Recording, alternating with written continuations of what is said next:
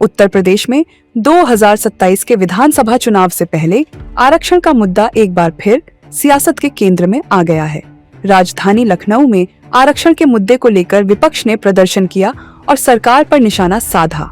विपक्ष का आरोप है कि सरकार आरक्षण व्यवस्था को कमजोर करने की कोशिश कर रही है।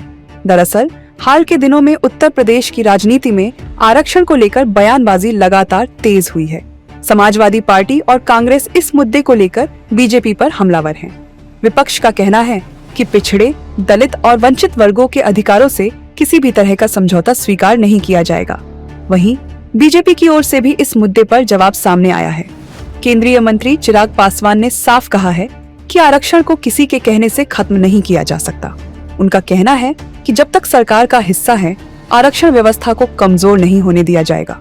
यानी आरक्षण को लेकर सत्ता पक्ष और विपक्ष के बीच राजनीतिक खींचतान खुलकर सामने आ गई है।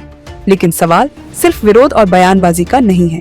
इसके पीछे 2027 के चुनाव की बड़ी रणनीति भी दिखाई दे रही है। उत्तर प्रदेश में दलित और पिछड़े वर्ग का वोट किसी भी चुनावी समीकरण को बदलने की ताकत रखता है। रिपोर्ट के मुताबिक बीजेपी के लिए करीब 18 से 23% स्वर्ण वोट महत्वपूर्ण आधार माना जाता है। वहीं ओबीसी और दलित वोटों का समीकरण भी चुनावी नतीजों में बेहद अहम भूमिका निभाता है। इसी वजह से विपक्ष आरक्षण के मुद्दे को बीजेपी के खिलाफ एक बड़े नैरेटिव के तौर पर इस्तेमाल करना चाहता है। विपक्ष की कोशिश है कि आरक्षण को लेकर सरकार पर दबाव बनाया जाए और इसे चुनावी मुद्दा बनाया जाए।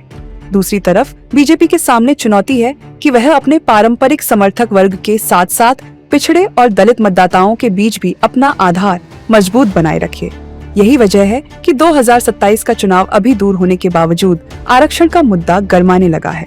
अब देखना ये होगा कि आने वाले महीनों में यह मुद्दा सिर्फ राजनीतिक बयानबाजी तक सीमित रहता है या फिर यूपी चुनाव का बड़ा चुनावी नैरेटिव बन जाता है। क्योंकि उत्तर प्रदेश की राजनीति में एक बात साफ है, जिसने सामाजिक समीकरण साध लिया, चुनावी मुकाबले में उसकी पकड़ उतनी ही मजबूत होगी।